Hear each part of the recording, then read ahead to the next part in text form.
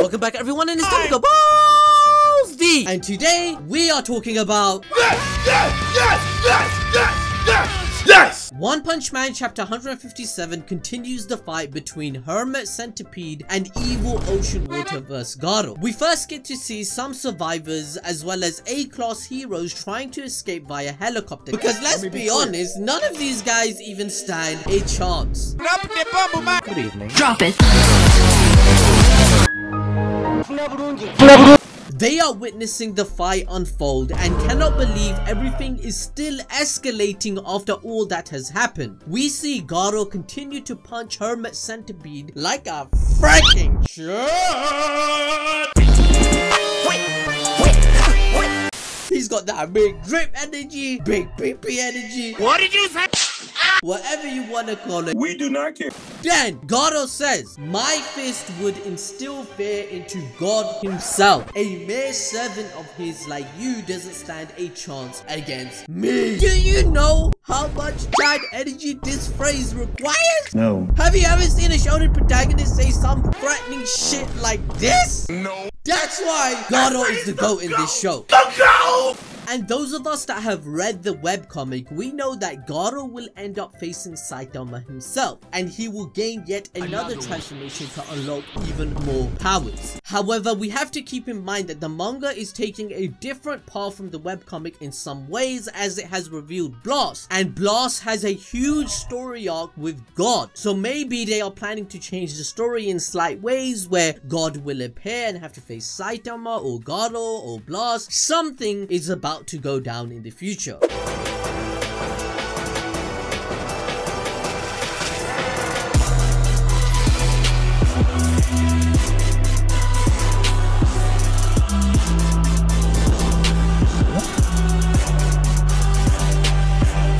So doing basic power scaling here, Garou's current power level already puts him at S-class rank 3, and his punches are actually hurting Hermit Centipede as his strength is acknowledged. During this commotion, Garou uses his anime bullshit vision, noticing Tareo inside a helicopter trying to evacuate the area. Like, my man seriously unlocked observation hockey, witnessing something from 10 miles away, and then he smiles.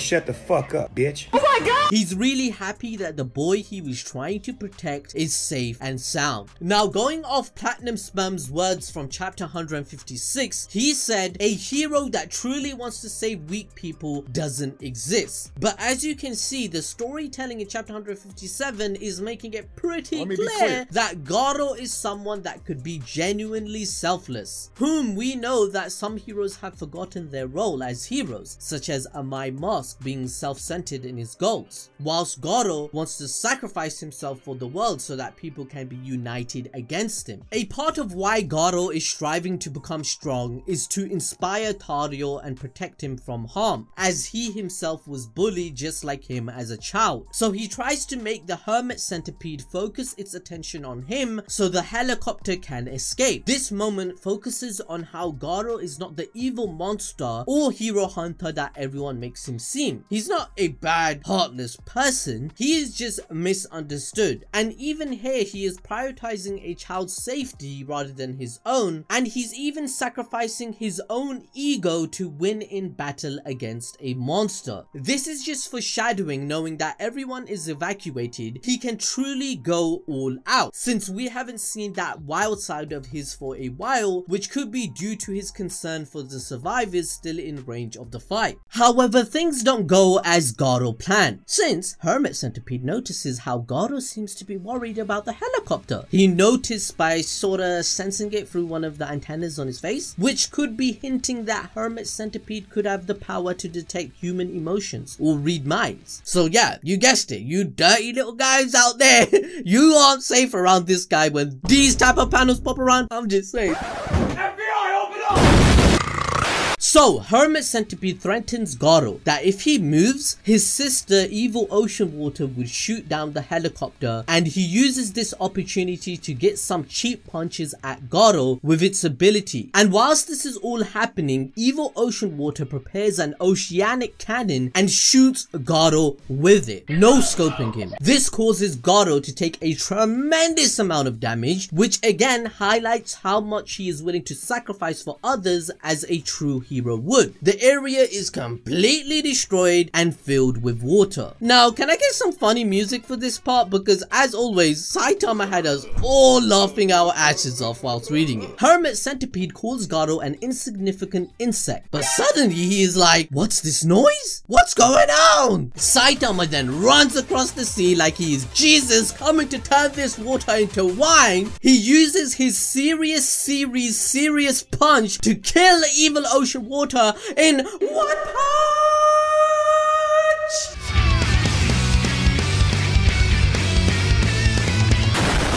Saitama straight up splits the entire ocean, and this attack ends up killing Evil Ocean Water. Saitama literally killed water, completely ratioed that thing, rip bozo. And then Hermit Centipede in the back is like, huh? The Hermit Centipede in the back is that no one could even keep up with it. Saitama just killed the monster that he thought was playing games. He thought like, you guys playing games? I want to play. They just killed him, and they're like being serious about wanting to destroy the world. Stupid. So Saitama says to the water, or water, how do I, water. Oh, you guys like making fun out of the way, you know, we say water. But anyway, Saitama then states, take your stupid ass water game to the Shadow Realm, because that's all it was. That massive water cannon that destroyed like 25% of the city, for Saitama, that was Squirtle's squirt gun. One serious punch ended his career. But I want you, yes you, to continue mine. So please smash the notification bell for our channel for future content. Smash the like button, because we'll be covering One Punch Man on a regular basis, and we need to know that you guys enjoy it. With that out of the way, we come back to the chapter where we see a military ship having trouble escaping the collateral damage from Saitama's punch. Saitama notices and lands on the ship, wondering what is the best way to save it and the people on board. Maybe lifting it? That won't work because there's nowhere to stand. Perhaps pushing it? Well, that won't do due to the high waves. That's when the best idea of 2022 hits him. Why not ride the whole ship like a surfboard to safety? But before we see more of Saitama shenanigans, we go back to Hermit Centipede, still wondering what on earth just happened. How is his sister dead? This makes him lose all focus on Garou, and he moves towards where Evil Ocean Water died to investigate. Garou starts to chase after it, but out of nowhere, S-Class hero Metal Bat shows up and jumps towards Hermit Centipede to attack it with his Dragon Thrasher. But unlike Garou's attacks, Metal Bat's hit seems to have no effect on Hermit Centipede, and it just throws Metal Bat to the ground with ease. Metal Bat, who is also chasing after the monster, notices Garou and instantly recognizes him despite Garou being a monster at this time. At this point, Metal Bat is extremely angry because last time they met, Garou interrupted him from defeating a monster and thought he's there to do it again. However, Garou just ignores Metal Bat and continues to chase after Hermit Centipede, with Metal Bat following him, still bashing on. That sounds wrong, still bashing on. Who scripted this? You're making me sound a bit sussy.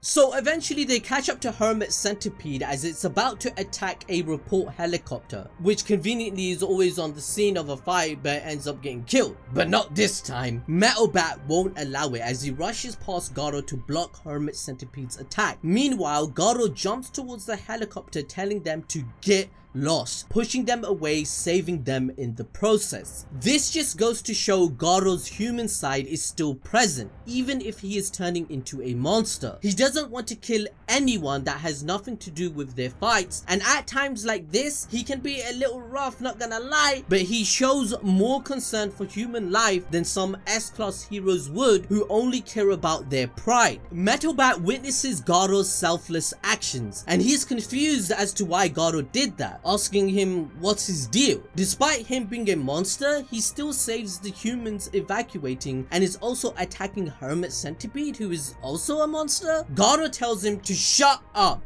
and not to worry about it. He's not doing this out of pity, he's doing so to show the world that they should fear the great Garou. Garou says that there is no time to waste on idle talk. They need to make time and keep Hermit Centipede distracted so the rescue helicopter can escape safely. Since not only Tareo is in there, but also Waganma, who was the main objective for the heroes in the first place to rescue. But you know, I'm gonna be honest. Can I be honest for a second? Regarding Waganma, you got a trash name, you're ugly, he's a douche, he's evil, and he left my boy Tareo to escape first. So at the end of the day, I don't even like this guy. And I also think most of our community don't actually care about this kid. After their discussion, Metal Bat gets even angrier at Garou, acting like the boss, and he's acting like a good guy now. But Garou replies saying how that has nothing to do with what is going on. He doesn't actually care about being good or bad. Their top priority should be saving the evacuees. There is a friendly scuffle and rivalry between these two characters. At the end of the day, these two could have been best friends if it wasn't for their circumstances. As similarly, Metal Bat also has a similar demeanor and stance of heroism to Garou, where he will protect his sister at all costs, just as Garou does for Tareo. Metal Bat has honor and didn't kill Garou in the past due to her request, and this directly parallels Garou as he questions Metal Bat, asking him what kind of S-class hero he is. We saw the same attitude with Darkshine and Flashy Flash, where due to their pride, they are blinded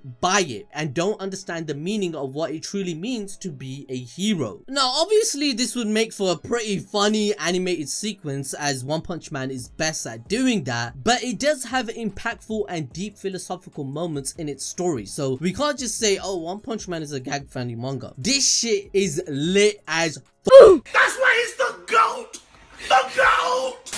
After their TED talk, we move on to Garou's jump onto the helicopter being broadcasted across the entire world. We get to see how the world discriminates against monsters, not because they did anything bad or because of their intentions. The reporters don't even know Garou. They don't even know that's the hero hunter, and yet they're calling him an evil monster, an ugly creature just by the way he looks. This is one of Garou's goals, to end discrimination towards monsters. As we explained in our last video, Garou noticed this phenomena in his childhood, that there is no true justice in the world. Even though Garou's plan doesn't seem like the right way to achieve justice, for him it was the only way, the way that he was forced to take by the very society that he was born in. Garou was bullied just because he liked monsters and not the heroes. He was cast aside and forced to go into this path where he had no other option as a child, which formed his desire for acknowledgement and thirst for strength. However, Sui Ryu, who is watching the news, comments on how even if Garou managed to get to the helicopter, it did not crash nor was it destroyed, giving him a feeling that the monster that they are labeling as terrifying did not want to actually kill the reporters but actually save them. Even his sister questions him if he's sure. I mean, surely a guy that looks like this, he's surely not a good guy, right? Even with Garou's rough methods, Sui Ryu managed to understand Garou's message. In the same room, we have both sides of the same coin. Both are humans but see and understand the world much